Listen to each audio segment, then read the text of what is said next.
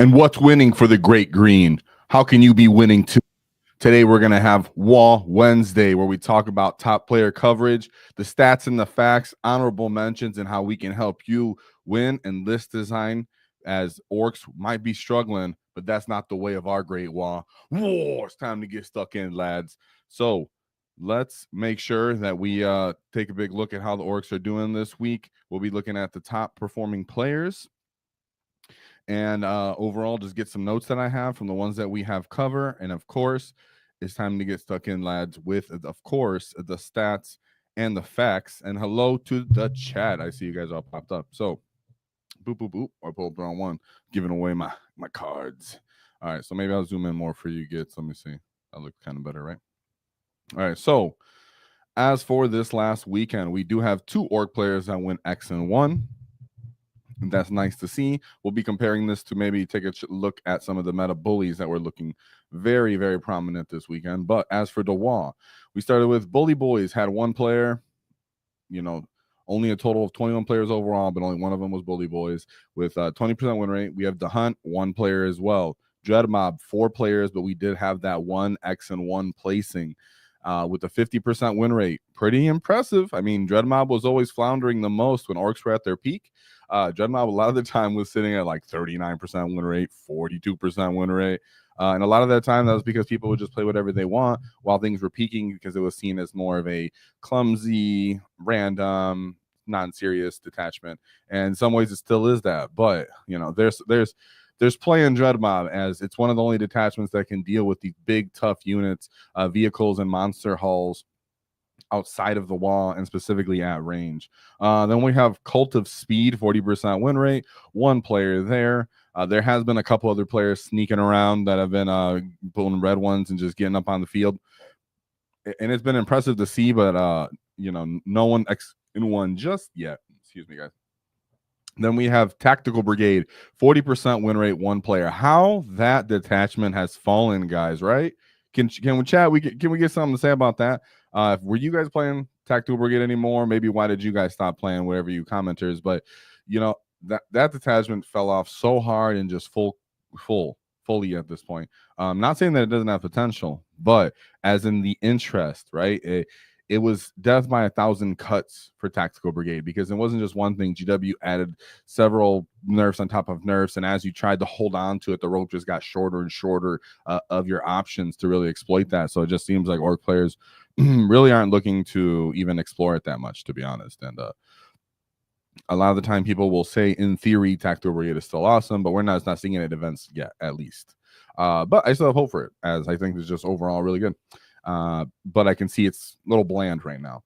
Then we have War Horde, of course, big old bad War Horde, where GW wants us to stay. 48% win rate. That's looking actually healthy in the terms of GW aspects of where they want that detachment to be. 1 X and 1 playing, which we will be covering today, and with 13 players, like I said. So that brings the Orks to a 46% win rate overall, and both of the X and 1 placings were actually at the same super major, and so we'll be taking a look at that. And we'll also be taking a look out to our sponsor, the Baron of Dice. They make high quality custom dice. If you enjoy the content and want to show some love, check out the Baron of Dice custom dice, including the WAAAGH Tactics official channel dice. Support us. Use the discount code in the description for 5% off, because nobody likes taxes. Love those high quality dice. I promise you, I use them all the time. And also, what I use all the time at Forgefire Gaming, they offer competitive balanced terrain. I use at home. It comes with pre-painted slotted acrylic bases, allowing for easy base removal, alignment without sliding on the base itself. Link in the description. So let's take a look at the list that I was liking to see. Oh, actually, my bad. Oop, almost jumped ahead. What's up? Hey, what's up, Blake? What's good, guys? Whoa, have you read the Big Daka? Yes, I have read the Big Daka. And Dan, I like that. Actually, I like a lot of the books. We can talk about that at the end of the video. Remember, this is live. I do pay attention. I will read all of the chats. Don't worry about it. But I want to give a shout out to some honorable mentions here. Now, this is a little new, and we're introducing this. This is where you did comments, the chats, everybody. You're going to, if you want to see one of these lists, one over the other, leave a comment and then like it the most, so I know which one to kind of explore more. But the 2 honorable mentions I want to cover is actually another Dread Mob list that I just mentioned, in the stats and the fact, which did come with a Stompa, and it was its own different variation list, a little bit more than we've seen from some of the other Stompa lists. But people look at it as a meme, and a lot of the times I can understand that. And in your, personal meta, small community, whatever it may be, people may be really tuned for killing Stompas at range. But in the general aspect of large events, of the randomness that is 40K and the large amount of armies and lists and detachments there are, sometimes people don't have good answers to something like a Stompa, and you can just hit a right win path. In the current meta, how it's at peaks, right? There's always been a vehicle and haul meta, monster haul meta. That's always been the case throughout this entire edition. Most people understand that, but it seems to be accelerating and becoming even greater and grander, as we know with the knights and such, right? So we're really emphasizing the fact that the Stompa himself can just crack any hull in 40K as long as you got at least 3. If you got at least 2 ZP, but if you got 3, you're definitely doing it, right? So you're just ready to just annihilate any vehicle, hull, multiple of them sometimes, and have a good time with the Stompa list, as it's Dread Mob randomness in itself. So you can check that one out. And then we have Cult of Speed. And this list, I really enjoyed it when I took a peek at it. It had some Mega Knobs on it, from what I understand, some Death Treads.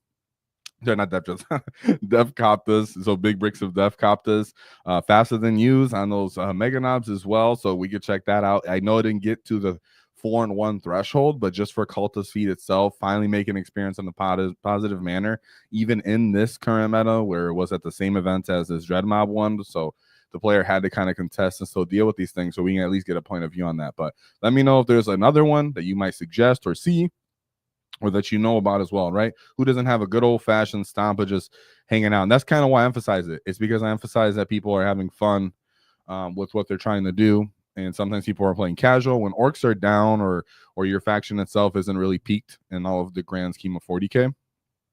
A lot of the time, you just want to have fun, but just still be able to win some games. You're not really just going to play super effective practice games until you get the right licks on the highest peak meta list, like, let's say, Knights, Death Guard, whatever it may be. Some people might just say, I don't got time for that. I'm just going to go and try to get some wins. And that's where both of these lists seem to just be shining their way through. It's just, hey, I have no familiar with you. What's happening with this detachment? And then orcs come out on top. So I really like to see it. Let me know what you guys think. It's all pretty exciting. And now let's see, make sure I'm reading everything that I got to do, guys. Try to make sure more organized and Brain Boy type gets out here. Yes. Okay. So now we're going to go into what I would consider a nice competitive top performing list of this weekend, with Mr. Ben Jones from Vanguard Tactics. I'm actually, typically I show the list instead I'm showing off Ben Jones. All right, so here we are at the Leeds 40K Super Major. And yeah, thank you for that in chat as well. Chat was saying how it had very unique UKTC terrain.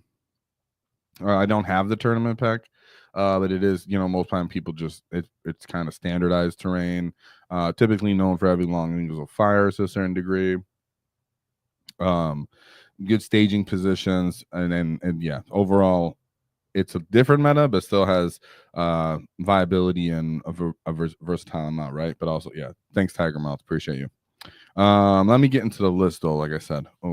So we have Ben Jones with his, what I would call, top efficiency War Horde list.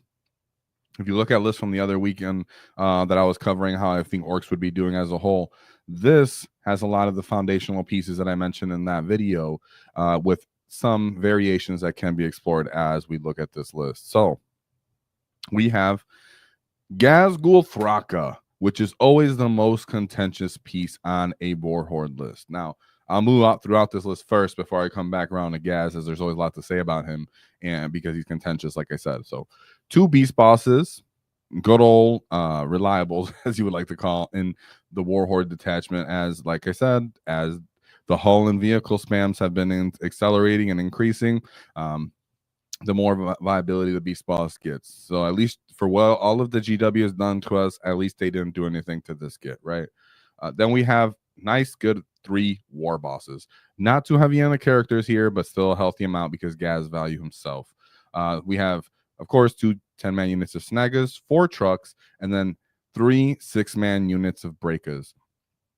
Now, I do think that you do at least want to have 2 on this list. And 3 is just making sure you have that assured redundancy and be able to put that same output, because as we said, it's been to the heights we've never seen before on the amount of high toughness, high volume of wounds with a low point cost. So he decided to go all in for 3. I think you could still get away with 2. Then we move on. Then 2 5-man units of flash kits, 2 Gretchen, 1 5-man unit of Ludas. Hey, and then just simply 2 Mega Knobs, followed by 2 5-man units of Storm Boys.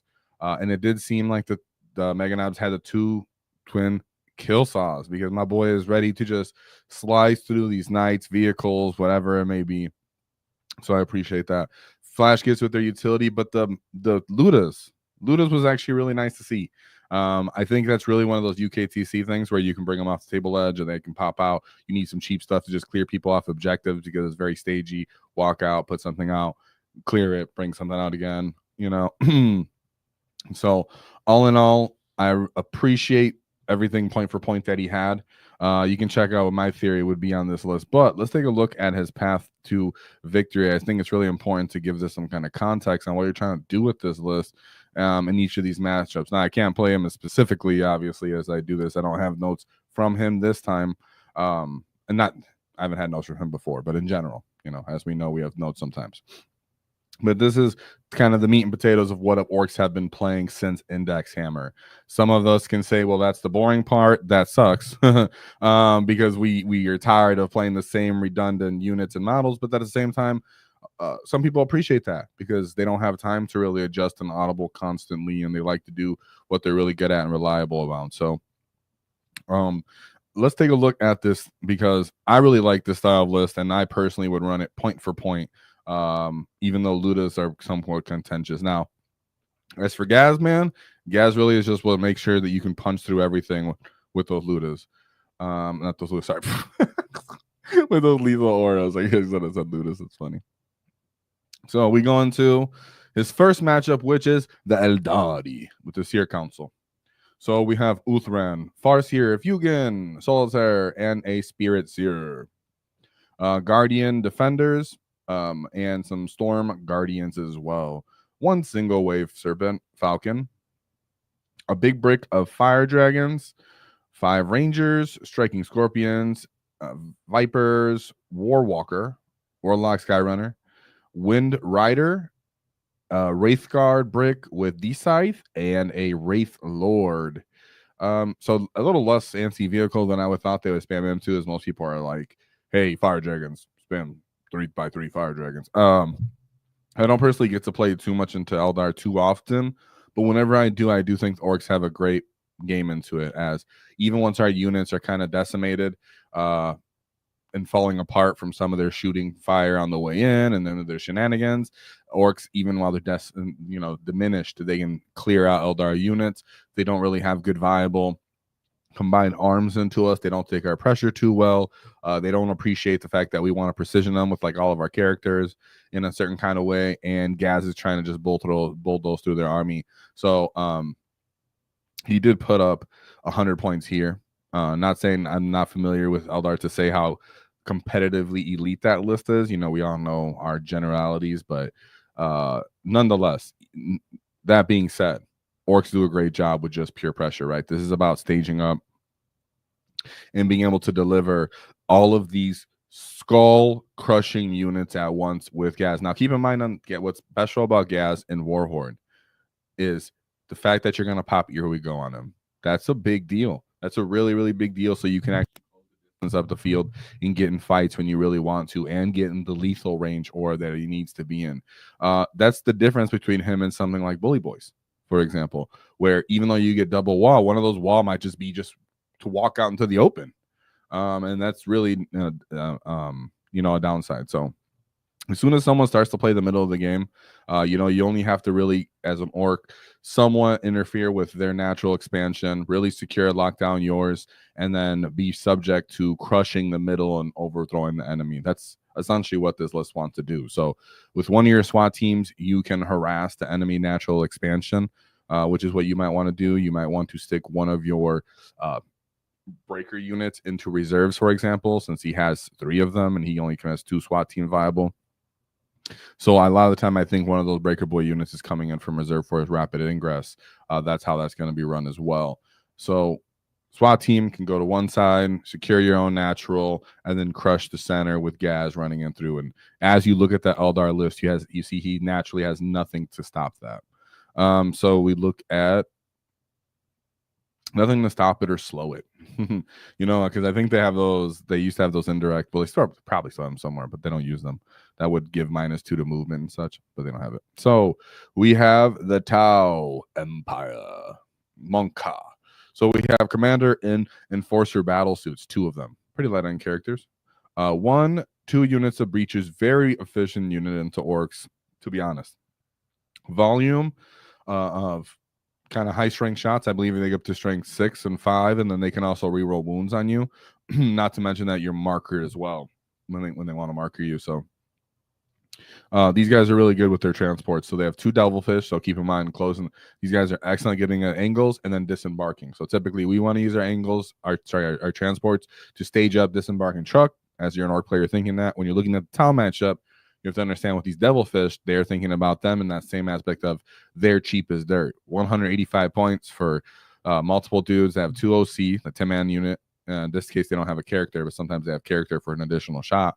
And in that case, rerolling wounds when you're standing on an objective, these guys are very dangerous to typical War Horde style units if you're not disrespecting them in a certain amount. But these are like we call first screens, right? These are what I like to call the first screens because these guys are coming up and coming in. So we got the fire knife fight battle suits. We have 1, 2 of those, then 2 units of hammerhead gunships with ion cannons. Okay, I was just checking out what they had. 1 unit of crew carnivores, 3 units of pathfinders, double piranhas. So cheap. Be advised, these guys do give you a little battle shock test too. It's kind of funny. And then 1, 2 units of Skyray gunships, followed by 2 units of stealth battle suits. So a lot of time as an Ork player, when you're going into Tau, mission does play impact it as well. We do know that we're playing on the UKTC terrain here, but we don't know what the mission was specifically here. But the game plan is usually, as always, for Orks into Tau. Understand that they're a 1-phase army. They're Xenos like you as well, meaning they're looking to lose assets for points and board control. So your priority is always just getting rid of that board control and clearing that screens as soon as possible, but also maintaining pressure and being able to pop holes into those screens and be able to charge through them, which is just overwhelms their ability by just tagging them. They don't have a lot of too much fallback and shoot mechanics. Some of them do, but as a whole, as an army, as they don't, once they start getting tagged up, they're very saddened up, right? So who goes first, who goes second does determine how that goes as well. But a lot of time it's don't piecemeal the Tau. Don't give them 2 assets turn 1, 2 assets turn 2, and then try to WAAAGH turn 3 and wonder why you don't have enough left and you just stuck into the lines. If you're piecemealing them, a lot of the time they can just hunt you and pop your transports.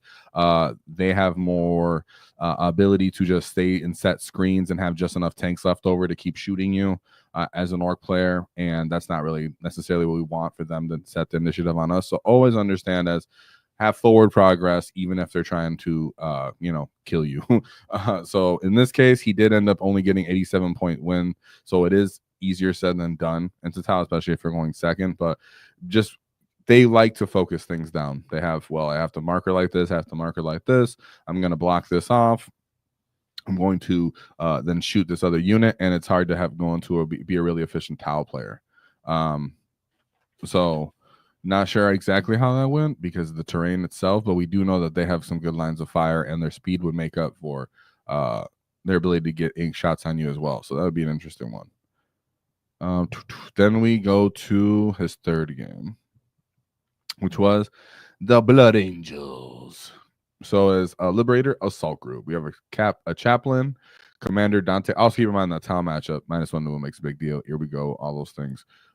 Charging units and being able to kill a screen and then pile into what's behind it is very important as well for the Tau matchup. Then we go into this Blood Angels army. So we have Chaplain with Speed of the Primarch, Commander Dantain, the Sanguinor, followed by an Intercessor, 2 5-man units of Assault Intercessors with jump packs, 1 big brick of Blade Guard Veteran, Death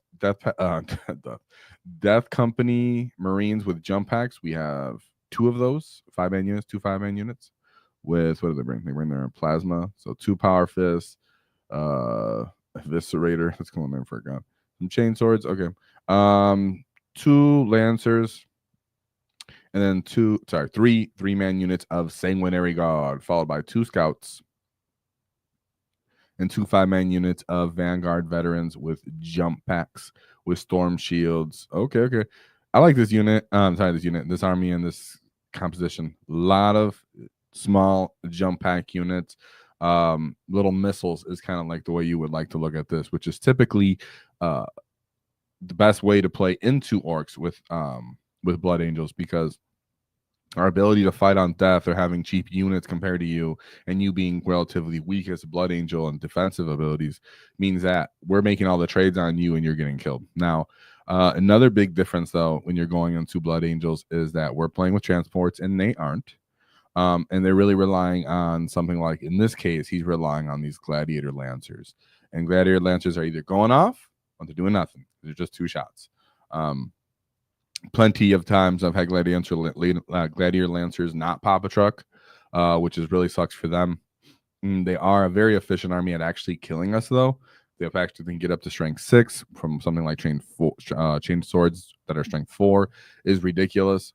Did they have a Sanguinor on this? Of course he did. So Sanguinor jumping in from space into you.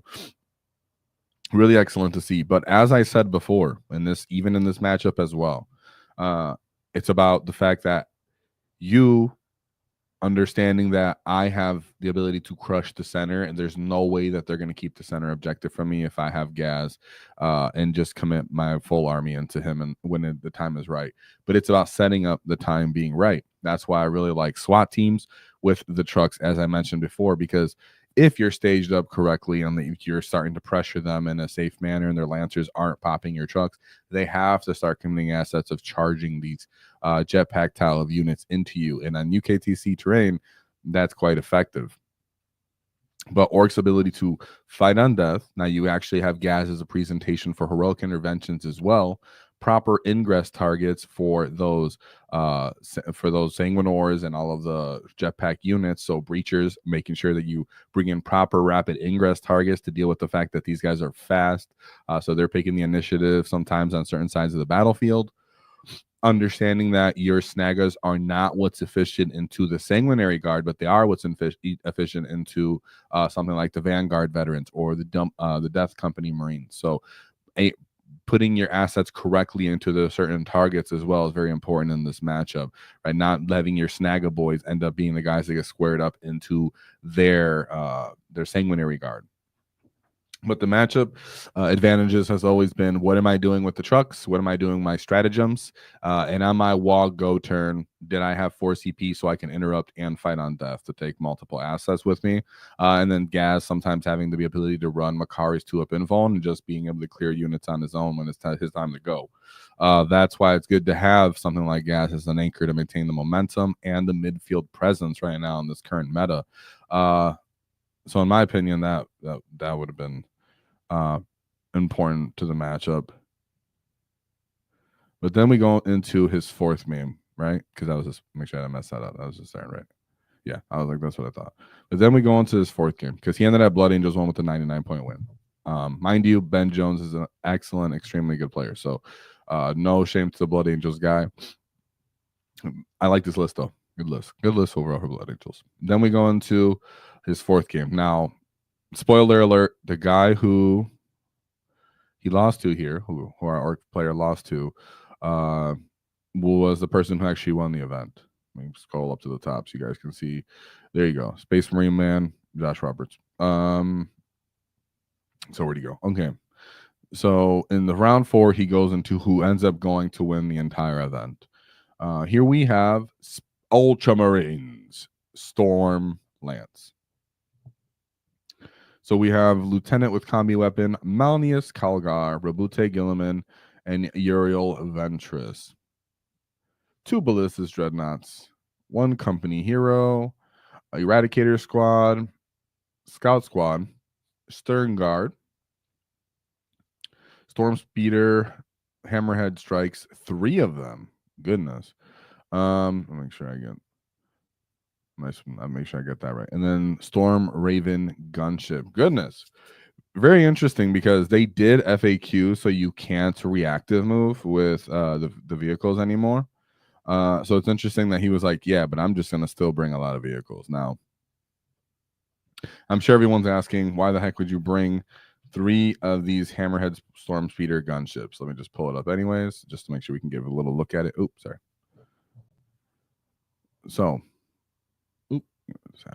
So movement 14, T9, save 3 up, 11 wounds, leadership 6, 3 OC.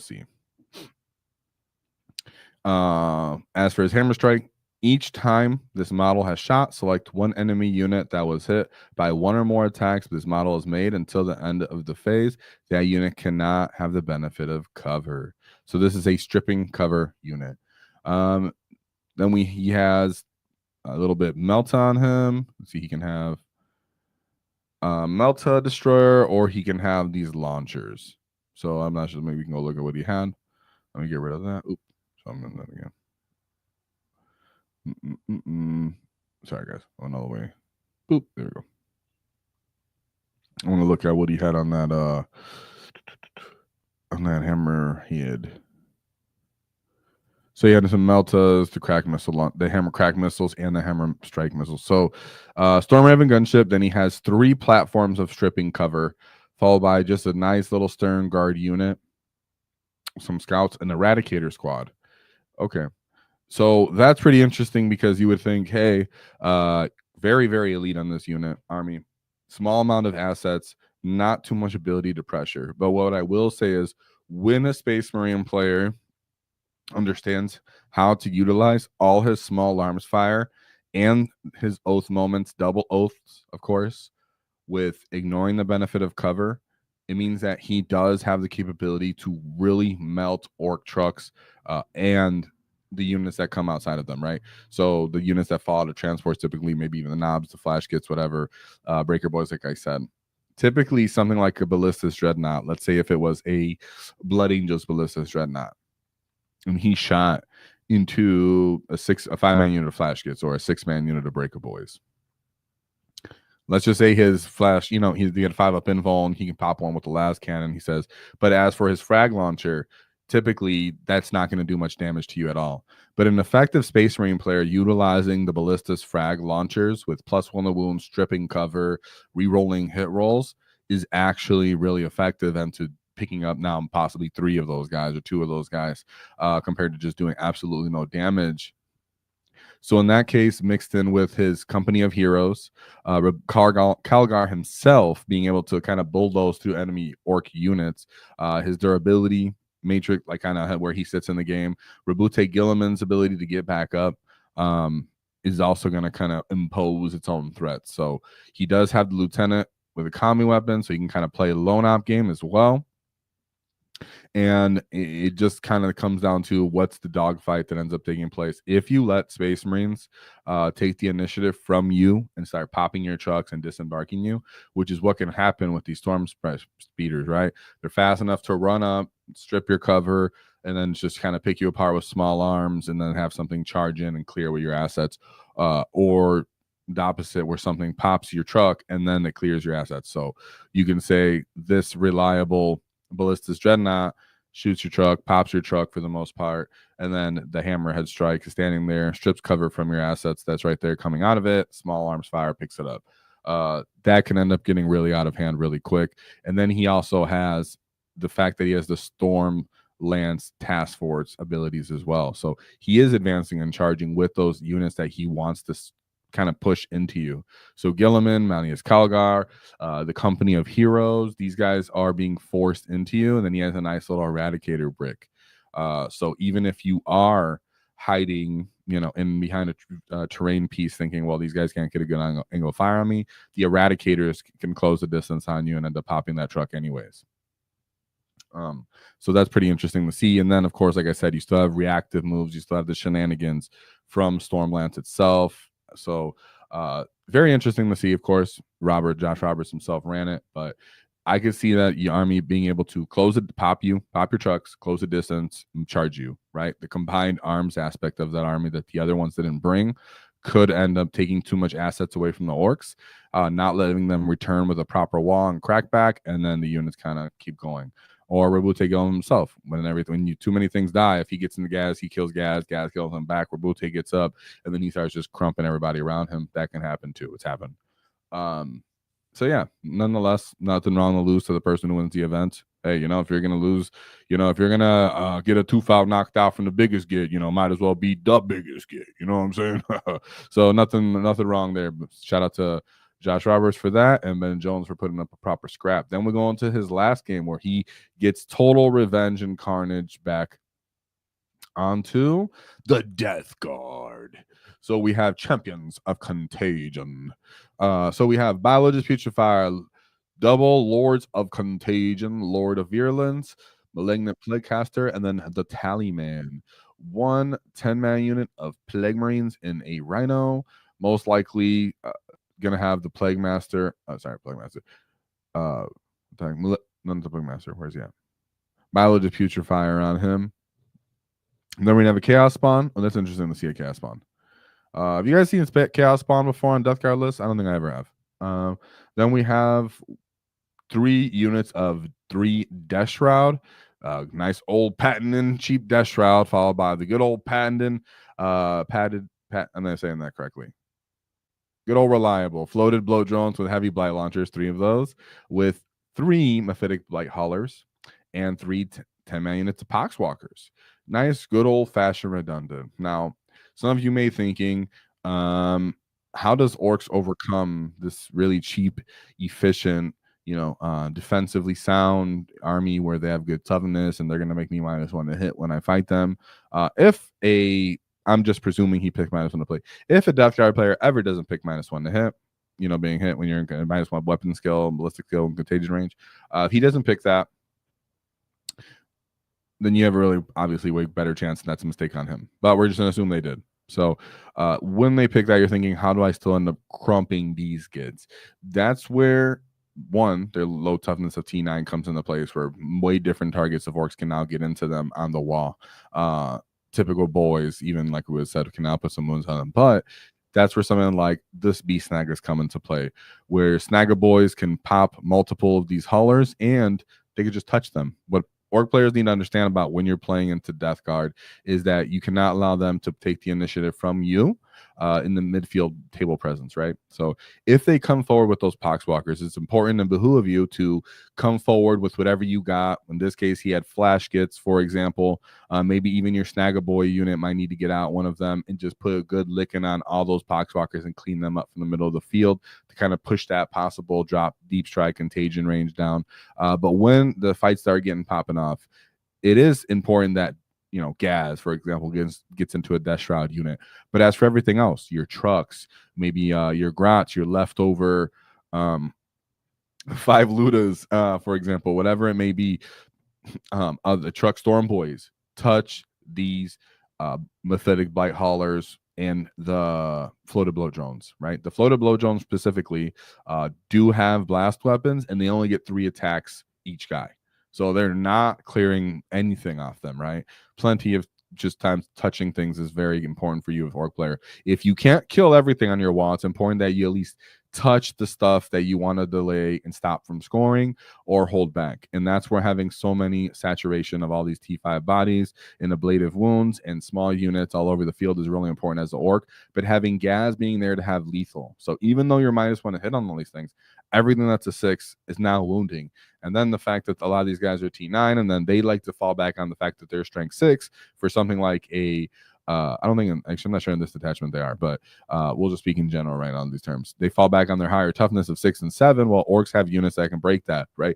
Breaker Boys on the wall get up to strength 7. So now you can actually go crumping into those guys, even if they're -1 damage. Well, okay, flat 2 damage into You know, these guys doesn't really bother me either, and I'm +1 to hit and sustain and possibly lethal. So Ghaz's lethal capability not only helps you into vehicles, but it'll help you into cracking units that are making you -1 hit or have respectable defensive stats, right?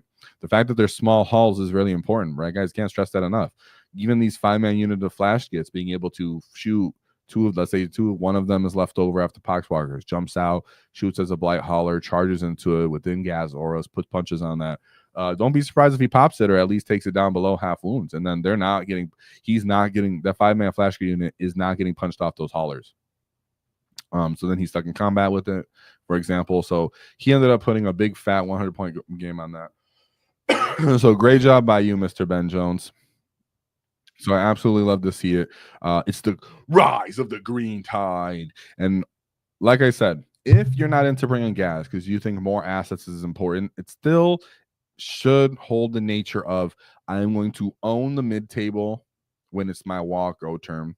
I'm going to have enough killing units, but then also enough ablative wounds of units. So what I like is Grot's flash gets, where they're units that per points are annoying to kill in an odd stat line, where I really would rather kill other things that are a similar stat line other than them, right? So for example, Grot's to boys, I really am normally just a basic battle line unit. Cleaning up some boys with bolters is cool. I don't want to use these dumb bolters I gotta use on boys on these Grots over here. Same things with the flash kits and having redundant unit of, well, they're knob-like bodies, and on the wall, Ghaz having his ability to make everything hit so much harder into War Horde. So keep in mind that if you're going to stay away from this, still retain a functional backbone, redundant units, and the killing power of this. But one thing that you shouldn't forget is CP management. So let's move on to the next list that I'd like to cover, which is what you guys voted for in the chat. We have Rudy Fresnan's Bully Boyz, and he actually did give notes for this. So let me look real quick and make sure I'm covering what I'm supposed to be reading. Let me see here. Let's see.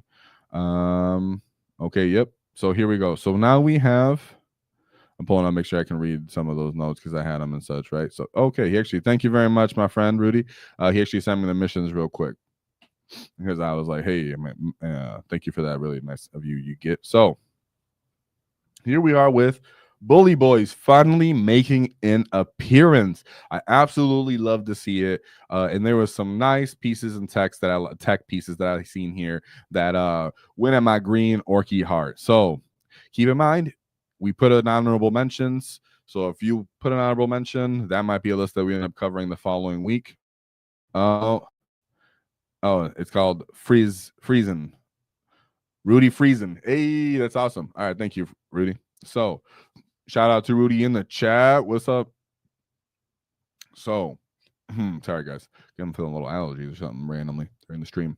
So let me pull up Rudy's path to victory. I have too many tabs open here, guys. Sorry, let me get to it. There it is. Okay, so we have Bully Boyz, which we have very rarely seen sitting around 4-1 as of for the whole year. It happens on and off, so I'd like to see it more often. So I really want to encourage people to experiment, keep going with it, because I think pressure is the name of the game right now. If you just can't absolutely one-shot everything, keep in mind, he also had some nice creative tech pieces that he did add that are mostly just spoken about. So I loved it. So let's get into what he had. He had a Beast Boss with good old-fashioned 10 snaggers, because who doesn't love dev wounds, 2 OC, built-in feel no pains, and that 5-up info. Now, I think it's important that you always have some sort of OC, brick battle line, brick of units or redundancy on your list when Bully Boyz.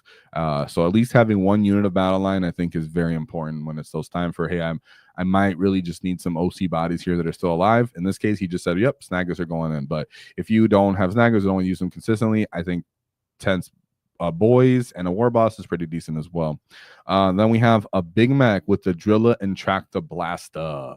Absolutely love that he brought the Big Mac. Now we'll talk about that, but they go with the Tank Busters. His thoughts on that is that, one, he did want some DACA on this list. He thought this was just enough, just one unit that's threatening enough to pop transports or to put some wounds on Greater Demon or something like that has an invuln. The reason he went for the Big Mech is specifically the point cost, like we were talking about when the point changes all came out to play, is that keep in mind you can always stick a Big Mech instead of a shock attack gun, and there are some slight differences. In this case, what he mentioned is, well, a lot of things have invulns. I don't need that much AP. Now, of course, you do lose out on the possible spiking of the shock attack gun shots and having blast and having D6 shots himself, but having flat just 3 shots reliably and having the punching potential is pretty nice. Now, as for the Tractor Blaster over the custom Mega Blaster, he says he can understand that you guys think that one's better than the other, as the custom Mega Blaster is probably arguably the better quote unquote choice. But he said he put, I think it was 8-9 wounds on on Magnus. Right, so shout out to you guys. So he said justify with a 7. It was 7 wounds on Bellacore. So I just made up facts, but it was Bellacore. So he said, you know, I put 7 wounds on Bellacore, so I was happy with it. So shout out to you. I'm happy with it also. So that was for that.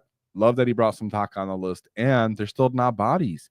And of course, like he said, they don't really get any of the buffs, but that first wall they can get stuck in if they're still alive, right?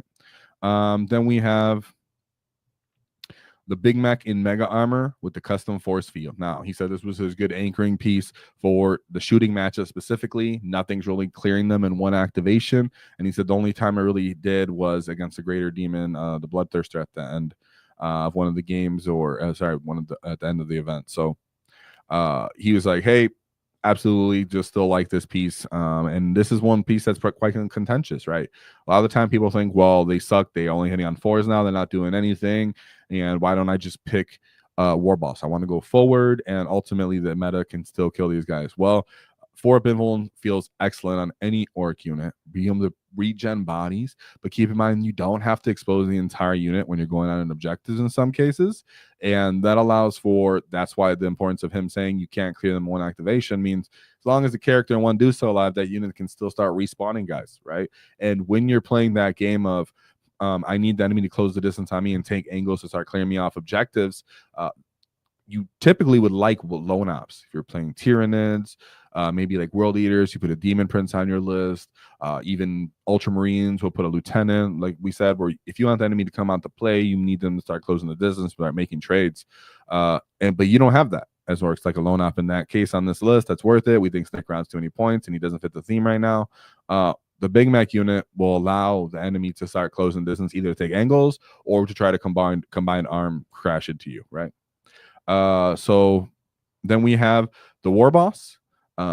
Lovable War Boss, good old-fashioned War Boss. Only one on this list. Then we have 2 War Bosses in Mega Armor. The one with the teleporter is the Warlord. Absolutely love the teleporter enhancement, because to me it really helps with the fact that when you're going second, you're like, well, I got a rapid ingress target, feeling pretty good about this. And keep in mind, you're bringing in that rapid ingress, so you could possibly use him in a defensive way, not just a pressure way. So you can drop him down behind one of your own assets that's possibly going to be getting charged.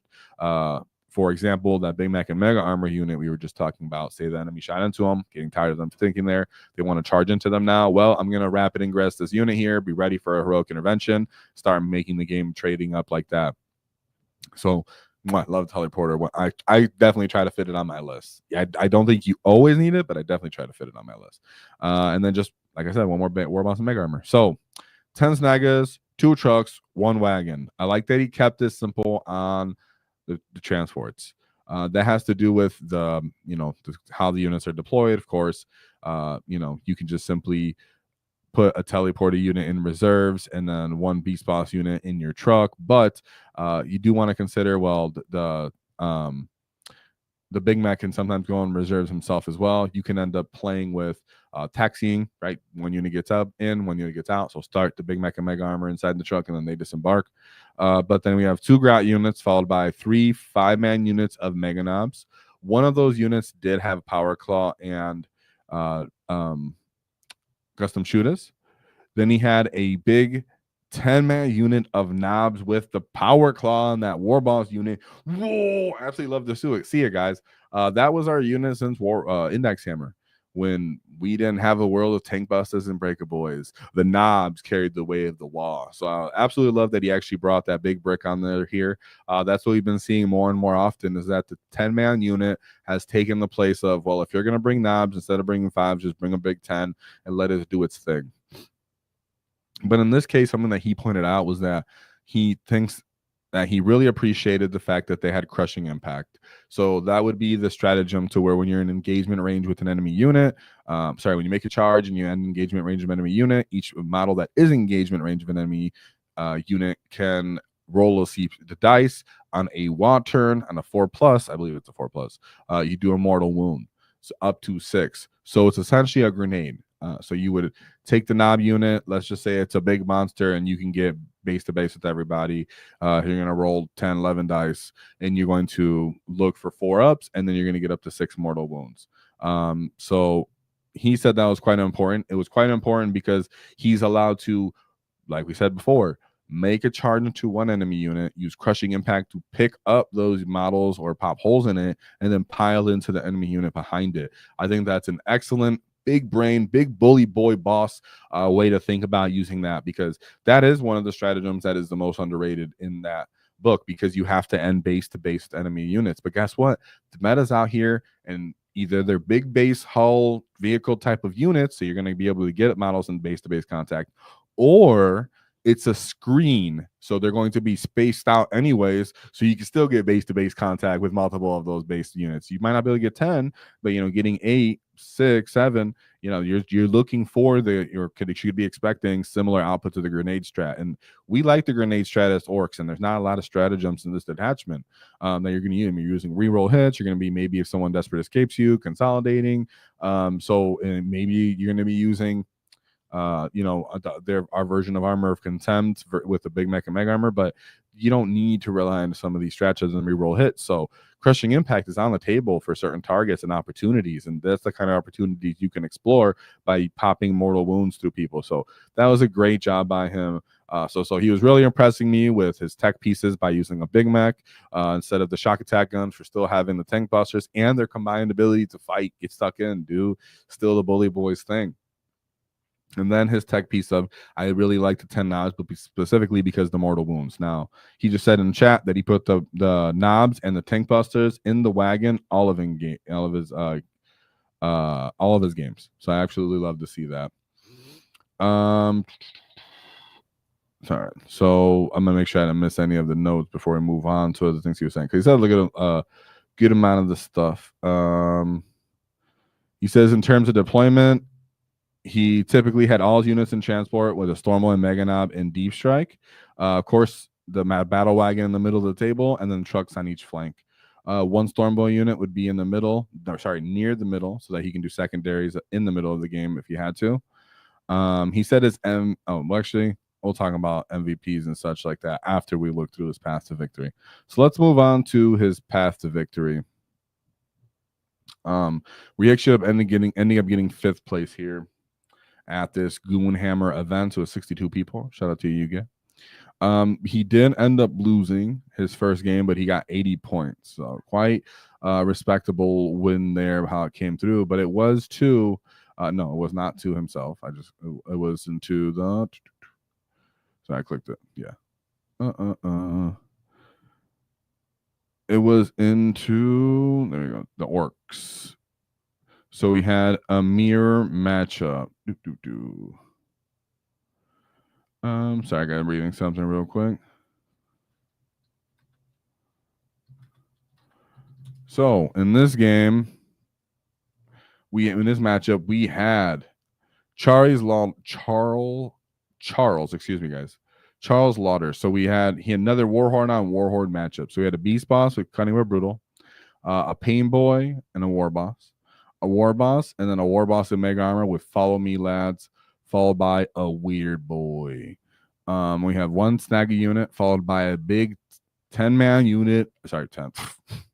A big 20-man unit of boys. Of course, this is where the Pain Boy and the War Boss went. And then we have another 10-man unit of boys. So like we always talk, this is one of the most fundamental units on the Orks, is the 10-man unit of boys with the Pain Boy and the War Boss. Very important for mid-table presence. Very important for saturation of objectives and board presence. Very important for tagging enemy units and controlling the tempo of the game. So I absolutely love to see Mobs of Boys still making an appearance. Really sad to see that they went up in points though. Yeah. So then we have 2 trucks, the battle wagon, 2 10-man units of Gretchen, a kill rig. So kill rig kind of made his appearance, followed by a mega knob unit, 5 mega knobs. He had a mixture of units, so he'd probably going WAAAGH. He had 3 power claws and 2 twin kill saws. 1 big 10-man unit of knobs, followed by a Rucker truck, squig buggy, and 2 storm boys. So it's funny because I mentioned the Rucker truck, squig buggy as when he does hit you, then on the 4+, he can diminish your ability to actually move. So you'll end up just reducing your movement. -2 to move, advance, and charges. So it's pretty hilarious. Nothing to really buff him in that case. So yeah, so as we go here now, it is a bit interesting to see because a lot of the time, and when it's the Ork on Ork matchup, it's like who's gonna WAAAGH and how is the WAAAGH going to be dealt. And in some cases, you would say, well, the Bully Boyz has an advantage on that, but in some cases, the War Horde has an ability advantage because of its art as nails and fight on death and its throttling potential. So even though I do highly respect the defensive ability of the Mega Knobs and the Orks and a WAAAGH, but keep in mind, War Horde is known for its ability to just crack through almost anything in the game. Now, as for how he felt about what happened in this game, he didn't have his units fully painted, so he lost some points on that. And then also he said that the Ork player took advantage of just being able to make, take advantage of screens. When you're playing that Bully Boyz list, you don't have a lot of chaff screening, and a lot of the time, as we always talk about with Ork players, you do not want the enemy to get the initiative on you. You typically just really don't, right? Now, what was interesting was the transport difference, the kill rig, the 20 boys unit. As we've said before, remember, if you guys kick it back with me, to when Bully Boyz came out and Mega Knobs had a 4 of Feel No Pain, the one unit that was reliably beating Bully Boyz was Green Tide, right? So when the Green Tide was going into Bully Boyz, the main issue was they typically didn't have enough punches because Mega Knobs only have 2-3 punches to clear these guys, and then 2, the high OC bombs, right? So as you're looking at this list, you can see, well, 1, they have more OC, 2, they still have their cracking potential and the transport safety capability. So guessing getting out of them with that is important. And playing the mission is also important in that case.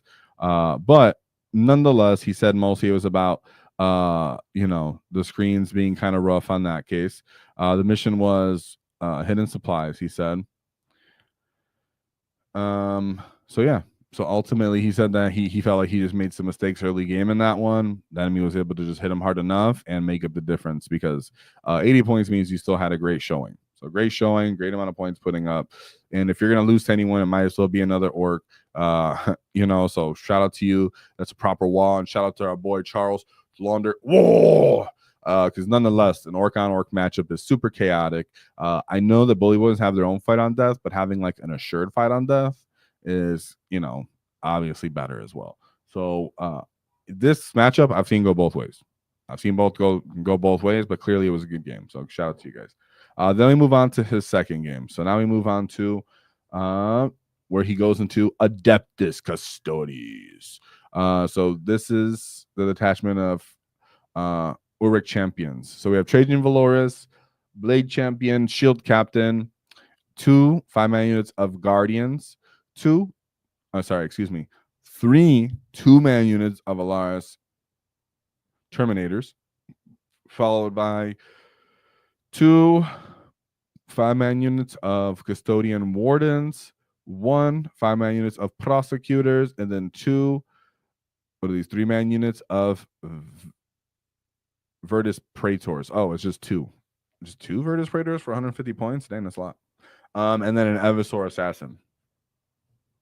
So pretty much good old-fashioned wardens. Good old-fashioned wardens and just custodes on foot. Now, what I always say here is You having transports means that they don't have access to you. You can get the initiative on them. I do like that he brought some guns here. It means that he can at least threaten the custodian wardens or get some shots off on them before the fight starts. If he can kill some of them, again, like we were talking about, he can possibly try to use crushing impact. Orks are wounding custos relatively well and typically have good volume. So something like wardens is doing good into guard. Knobs are doing good into guard. The typical custodian guard. Allora's terminators can be kind of like dealt with as in death by 1,000 cuts by orc units. Wardens can impose their own factor, but remember, at the end of the day, it comes down to being a slobber knocker. So have your heroic interventions in place. So if you can stop other custodian units from getting charges in, or holding back some of their individual models that were in the unit that charged in, so they don't get all their fights in, that's helpful. Utilizing your kill rigs, your wagons to do move blocking, and then really delivering that 20-man unit in on the wall and making contact, which is as much as the army as much as possible when it's go time for custodes, because you need them to hit you while you actually have your invuln up. Otherwise, you're absolutely still getting blended. And you do have 2 of these walls, so you can kind of bait them into putting all their assets forward after you clear their cheap ones, and then not having the feel no pain again, because the wardens can only do it once. So pretty sick. Great job by that. Love to see that, Rudy, dealing with the custodes. Rudy saying that first game he had stayed up all night. Yeah, I've had that, dude, where you're just really tired from that events when you show up the first day. And yeah, I know, man. I know exactly how that is. And then I'm not super into caffeine, so yeah, it happens. And then we have number 3 as his third matchup into the Blood Angels Firestorm Assault Force. That's a little different. So we have Apothecary Biologist, a Chaplain, Chief Librarian Mephiston, and then Assault Intercessor Squad. 1 unit of Jump Pack Intercessors, 2 Ball Predators, 1 Dreadnought. Good old-fashioned Dreadnought. An Eradicator Brick, 2 5-man units of Hellblasters, a Land Raider Crusader, a Sanguinary Guard, and then 2 Scouts and a Vindicator. Do appreciate Ball Predators. And is this the one with this one? Ooh, okay, this isn't the Flamer one. I would say I like the Land Raider with the Flamers. Now, I would say that Hellblasters do have their place, but typically, in my opinion, better off in a Ultramarine, Gladius, given the sustained capability with a character for critical 5+s or something, or critical 6s, excuse me, for lethal sustain. So he does have tools and assets in here to kill stuff, but as for there is too much efficiency, in my opinion, in Rudy's list of I can pop you, I can take some of your first hits, and then continue to kind of run through you. He does have the ability to at least kill these Ball Predators in shooting, which does help. They are reliable Overwatch units, and you don't really want to have to deal with them for too long and deal with them.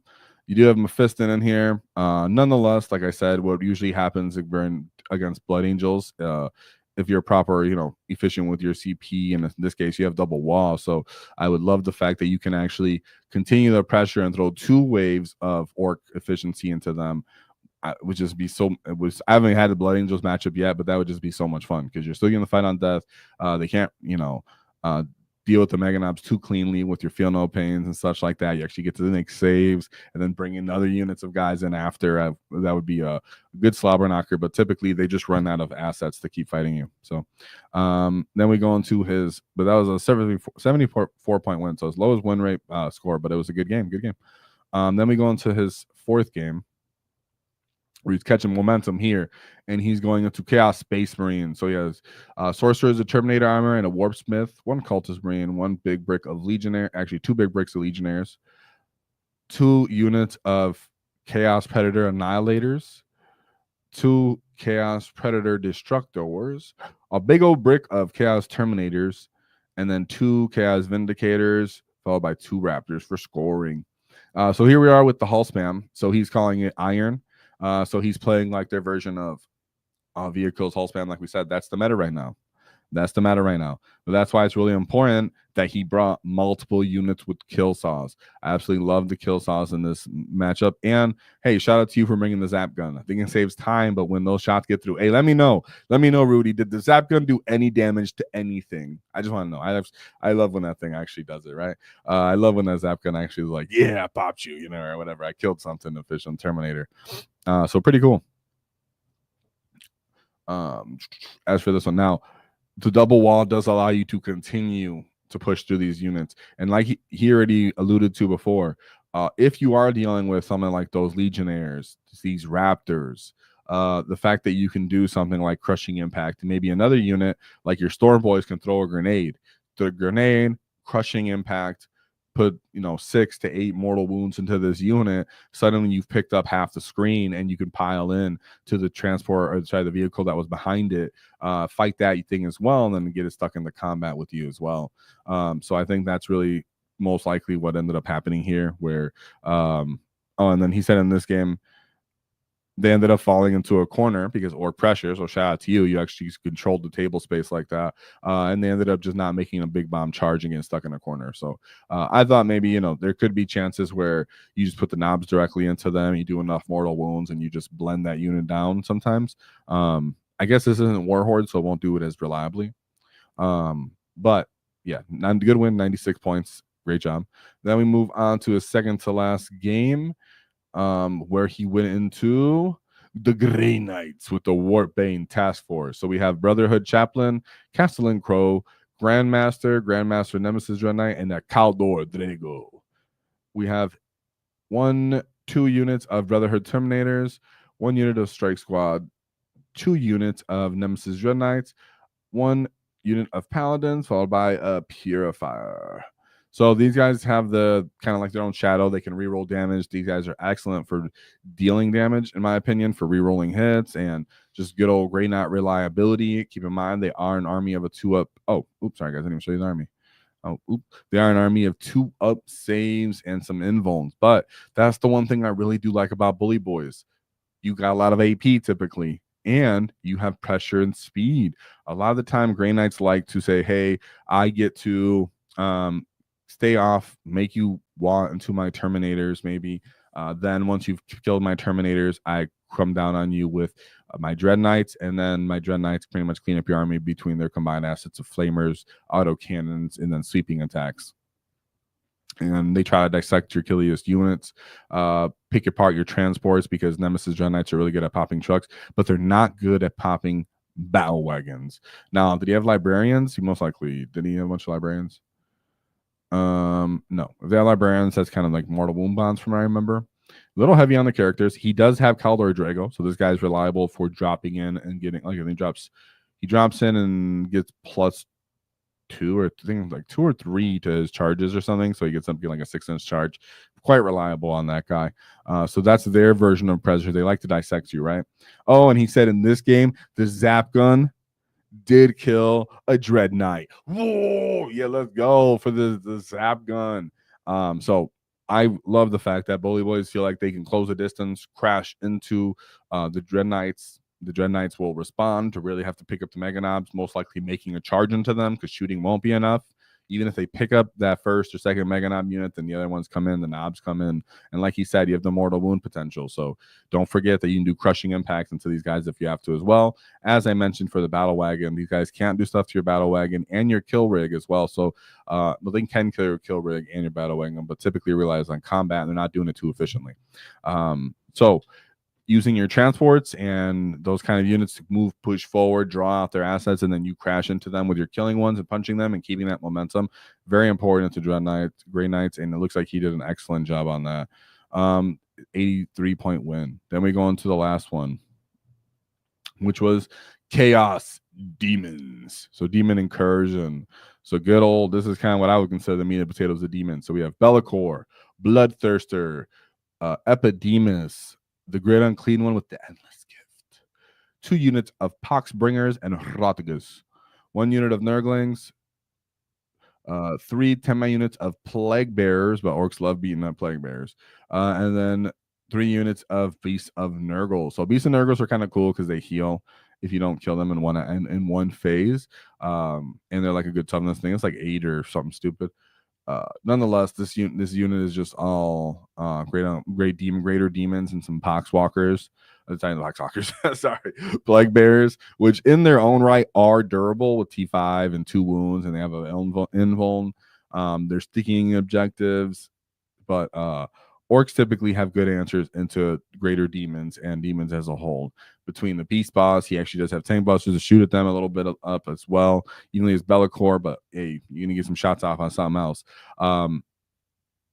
Even though Meganobs have the AP for these guys, the fact is they're strength 12 anyway, so they can deal with that too. And as he mentioned before, do your mortal wounds. Now, don't try to kill the great unclean one. A lot of the time, it's about killing everybody else in that as well. The fact that he doesn't have a lot of AP is actually pretty big. I'm sorry, he doesn't have a lot of OC, as in Rudy didn't have a lot of OC, was actually pretty important. Now, he said also, and he mentioned right now, like I was saying, that Rodriguez's aura of -1 OC is also a big issue. So Rudy's list is already low on OC for the most part, and then he's also dealing with someone who's trying to reduce your OC, not being able to kill a great endless gift guy. So in this case, it's really important that you kill all his scoring assets, and you kind of end up using your transports, your vehicles to push out space, or something like a Bloodthirster can go charge into Kill Rig or Battle Wagon rather than your Meganobs, for example. So that's a big deal. And getting your beast boss into a proper target when it's time to shine, right? If you can get him into Bellacore, he can probably do some damage. In this case, he's not as good as he would be in War Horde, but still, he's good enough to do some damage into multiple of the other units, or you can use him to pick up the Poxwalkers.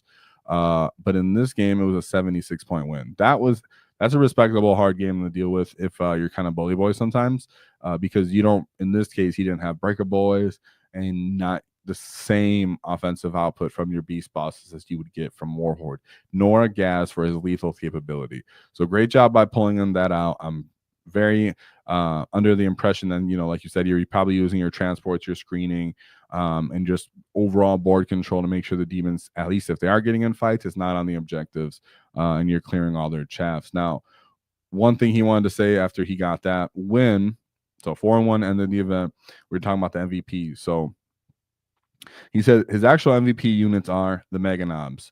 He said they're the star of the show. So as long as they're not going into something that's -1 damage, their output does kill most things. And the reason for that is, and most people would say, what? They only got 2 attacks. Well, they're constantly sitting around for 3 attacks, right? Keep that in mind. Because the Bully Boys, so at least you're getting that twice. But though you are only hitting on 3s, or in some cases 4s, there is the strat to re-roll the hits, which greatly increases the percentage of your hits. So in that case, it goes up to 80 and 90% of your hits actually end up going through. But your reliability on wounding, because the high strength of 12, 13 on the wall from your kill saws, and then re-rolling that from Twin Link, means a lot of the time you're converting 90 plus of those hits. So then it goes from, well, I start with 15, but I'm probably putting anywhere from 10 to 12 wounds at -3 AP on that target. And a lot of the times people in the game, if they are susceptible to AP, are not ready for the -3 AP. And that takes you a long way. Like I said, you get to reroll hits and his mortal wound potential that he was talking about. You do have Storm Boys that are around to throw grenades. You have battle wagons and battle wagons that can run up and end up doing a tank shock in that case, or a zap gun. No, I'm just kidding. It happens. Or as he spoke about before, he had the tractor cannon. Tractor cannon did mortal wounds to Bellacore at the end of that game. And he said he used the battle wagon to tie up the greater unclean one, which is exactly how you do it. You use whatever transport you have to tie up greater demons that you can't necessarily kill, box out a greater unclean one, whatever it may be. So I love that what he did here and the work that he put in. And like you said, the Mega Knobs, they have good output. The top 10 knobs are really good because of his crushing impact. And the Grots just being super expendable. As he mentioned out before, the toughness of the Mega Knob shouldn't be overrated. And even when there's only a couple left, they can kind of take you a long way. So that's all that Rudy had to say about the Bully Boys. So check him out because he's in the Discord, and great job for being around in the chat. So that's where the Orks are at. Of course, check out our paint competition. I think that's coming up at the end of the month. So check that out. This is going to be a big one. I see you guys are really popping off, and the Stompas have been getting a lot of momentum. So let's take a look at the super chats, because this chat was pretty active. So thank you for all the support. A lot of WAAAGH energy here.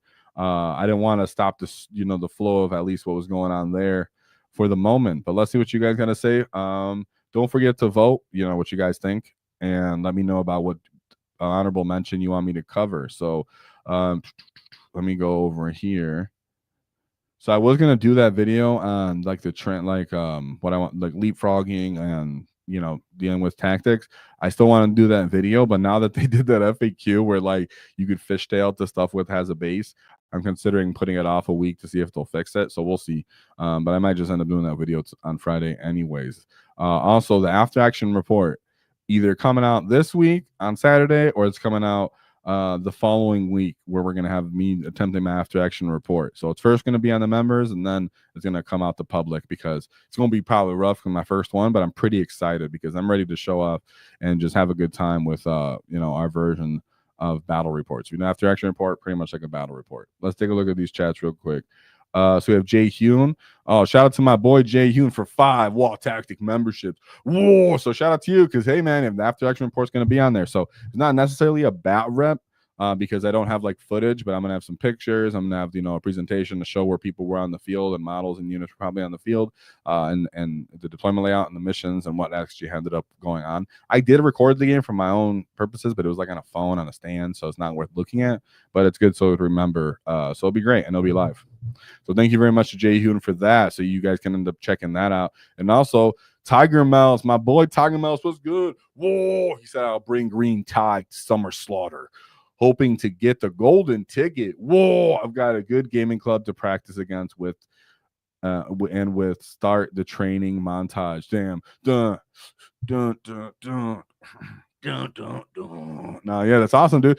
Tiger Matzel has been pushing his green tide, so he's still under the impression and idea that green tide can hold its own against everything. I do think, and we do know, as of tradition, when the meta is pushed into elite of hulls, vehicles, whatever, I want to play with only 6 units.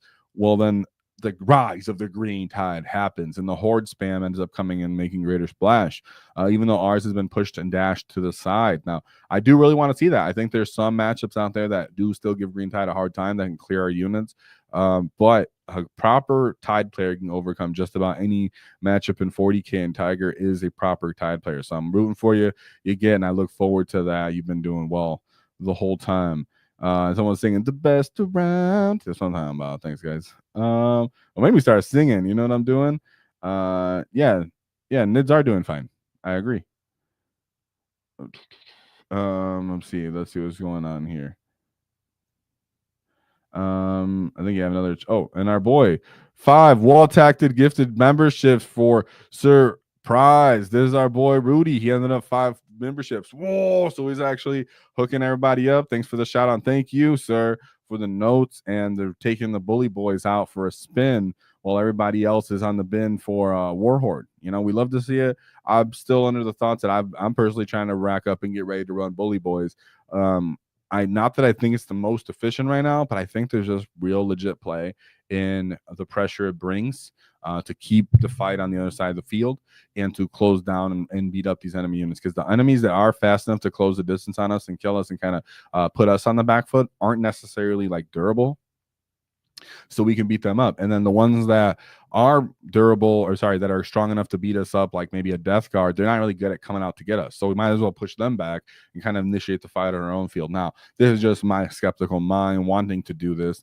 But Bully Boyz, really nice to see today. So I'm excited to see that. And thank you, Get, for the support. And hopefully you guys can check out the after action report for that. So, of course, leave a like, a comment. Let me know what you guys think. You guys run and rule the channel, the Great WAAAGH channel members and the members in the channel Discord. You guys specifically let me know what you want and what we're going to do here. I'm really excited to expand and explore. We ramped up and got ready. So Orks, it's only the beginning and the rise of the green tide. But there's one thing to always keep in mind is don't cross our wall, because we'll knock your teeth out. Whoa!